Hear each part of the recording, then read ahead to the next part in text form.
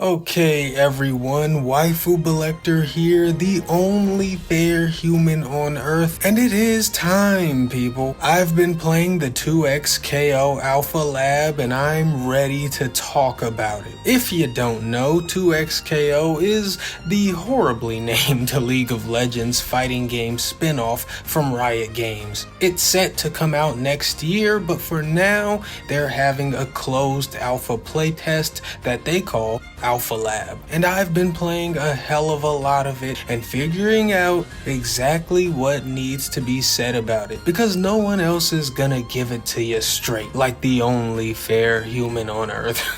As always, remember to like the video and consider subscribing if you end up enjoying. Thanks in advance. Now let's get into this. And I guess the first thing to start off with is kinda the big overarching question. Is this game actually any good? And let me tell you, there are no worries there. The game is great. There is a great game here with a great feel, great setup, and great ideas. In this alpha state right now, the game is really fun. However, as fun as the game is, as great as the foundation may be, this is far from perfect. This is an alpha-ass alpha. A lot of balancing, not just of the 6 characters, but of the mechanics as well, is completely out of whack and has clearly not hit a sweet spot. And then when you stack these out of whack systems on top of each other, things get nutty. A lot nuttier than they probably should be. So I'll get into all of this in greater detail, but let's just ease in and talk about the feel of the game. I think the game feels really good, and this is the prime reason why this alpha version of the game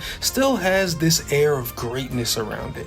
The basic feel of the game and combo execution feel really good and satisfying. In terms of execution, nothing is really overly demanding. Input timings and the like are generally pretty forgiving. You know, only once you've juggled somebody for a while or a couple of times do the combos start requiring more precision, and that's normal. The way the game registers your inputs and the timing required is pretty similar to other tag games like Marvel vs. Capcom 3, but even ever so slightly more forgiving. In fact, if we take the Marvel vs. Capcom series just in a general sense, 2XKO is, I'd say, pretty decidedly slower, not too far off from Marvel vs. Capcom Infinite though, and I'd say that this speed present in 2XKO is better for people who don't play a ton of fighting games and maybe only dabble. Everything's framed in such a way that you don't have to think too fast or too much to play the game, but there is a depth that we'll get into that allows more advanced players who have the ability to absorb and utilize more information quickly to really be in another league. What I'm saying is, the game being more approachable in a lot of ways isn't done in a way that lowers the skill ceiling or reduces skilled players to boring styles of play. It's just that you can get started and have pretty sufficient success without really going deep at all. Character move lists tend to be pretty small, so they're easy to get a handle on, but the way the fairly small amount of attacks can be used and strung together is where all the variety and discovery is. It's where the depth lies in what would otherwise seem like pretty simple move lists. And let me tell you, you can really string together some crazy shit, some devastating combos that sometimes just absolutely shred health bars with nothing that you can do. And this is where we get into some of the fumbled alpha level fine tuning. There's a lot of discussion right now about if the combos are too long. That may be, maybe Riot decides to shorten them up going forward, but the way I perceived it was that the combo breaker takes far too long to recover. I get it, you don't want it to recover too fast because then people are breaking everything and then combos are moot. But unfortunately, I think we've gone too far in the slow direction considering how much stuff on each character can lead into these big fat combos. I'm talking about the luckiest of lucky hits on the ground or in the air off just about any normal, and someone can lock you in a whole fucking thing. It's kind of crazy, it's kind of a bit much, and I think increasing the combo breakers and finding that sweet spot where it's not too much or too little will do wonders for this very alpha ass problem. Now, while I'm talking about meters and not having enough combo break meter, there there might actually be too much of another meter. I'm talking about supers. Dude, there might legit be too much super meter. Specifically when you consider the damage a lot of these things do. Even certain level 1 supers are just fucking critically destructive. And you can almost spam level 1 supers. So the really weirdly strong ones like Darius and Ilaoi and Brahms, they are just absurdly scary. There may be too much super meter flown because your two characters do not share super meter. They each have their own individual amount, and there are no level 3 supers. The ultimate moves cost 2 bars. So it honestly feels like there is never super unavailable. And as I said, couple that with the power of some of the supers and it's a little outlandish. Even when I'm on the positive end of it, I still feel like it's a bit much, and there are level 1s that are much too powerful. From my own experience and observations,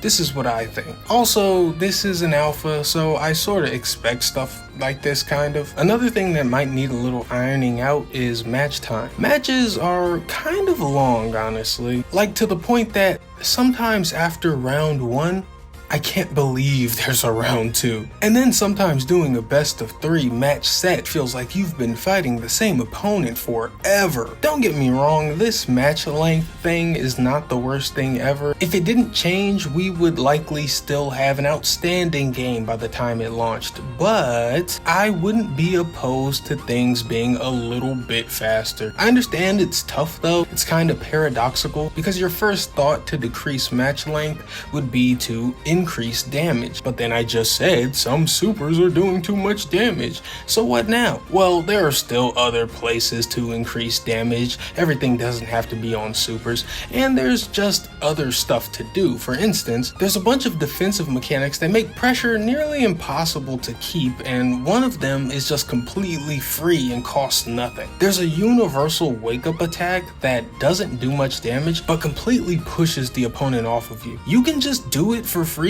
every single time you wake up. There's very little reason not to do it. You can jump over it and punish with the lights because it doesn't have much of an air hitbox, but even in the air, for some reason, sometimes you'll still get pushed back. And the opening to punish it isn't much either. But there's a pretty simple solution to this in my eyes. Just make the get up attack cost something, because right now it's just an infinite anti-pressure move that somewhat invalidates the close-up rushdown playstyle. If you aren't getting the picture yet, what I'm saying is this game is absolutely not perfect in its current alpha state. It's actually pretty far from perfection. And yet, for all its flaws and incomplete aspects, it's a hell of a lot of fun because the game's bones are there and they're sturdy. Riot Games has really made sure to nail the most important aspects of fighting games. As hard as it may be for people to believe, all this balancing and whatever comes second to making the game feel good and present well. So actually, since it's after feel and presentation, I guess all the shit I was criticizing comes third. And those things that come before the good feel and the presentation, Riot has fucking cooked with. The game feels so good to play and press buttons in and lab in. Everything is so stylish and animated in such a way that enhances the player experience, even in spots where some things are clearly not in their final form. And these are the things that are gonna keep people playing because it looks cool, it makes you feel cool, and as I said before, it's not too tough to put your foot in the door. So I think the formula for getting the ball rolling that 2XKO has is just about as good as it gets. I think a lot of players who are newer to fighting games will have fun, as well as long-standing FGC players. And then it'll be up to the launch balancing and content, as well as post-launch content, to determine people's long-term relationship with the game. And I wouldn't bet against them. I played a lot of matches, both solo and tag, with my friend, and the game's a ton of fun both ways. And my friend is not as big into fighting games as I am, but the tag aspect and partnership aspect of the game does a lot to increase the approachability. Oh, but I should probably say, the online is iffy. It works really well, maybe 70% of the time, but when it's not working, oh man, it is not working. Also, I was running into a bit of a rage quitting issue. a lot of fucking rage quitters, but I think this game is attracting a lot of players who are newer to fighting games and maybe aren't used to the hardships that come with them. You're gonna get your ass kicked sometimes, guys. It happens, I'm sorry. So let me say again, this is an alpha ass alpha. The game is not done and it's super fucking obvious. This is also maybe the most promising alpha I've ever played, because after playing it, you cannot convince me that this game will be anything less than outstanding when it releases. I can't fucking wait. Anyway, I think that's all I have to say in this video. I might have more to say in a different video, but for now, I think this is it. Also, sorry all the footage is like mainly Darius gameplay for me. I did play all of the characters, but Darius was really my main guy. So that's what all my footage ended up being. Anyway, there's some thoughts and impressions about 2XKO. I guess we're really sticking with that name, huh? Anyway, hope you enjoyed what I had to say about this outstanding work in progress. Please be sure to like the video if you did in fact like the video, and maybe consider subscribing even if you don't though. Thanks for watching, and until next time, I am Waifu Belector. I am just a normal guy. I like hentai, and I can't fucking wait for this game. Goodbye.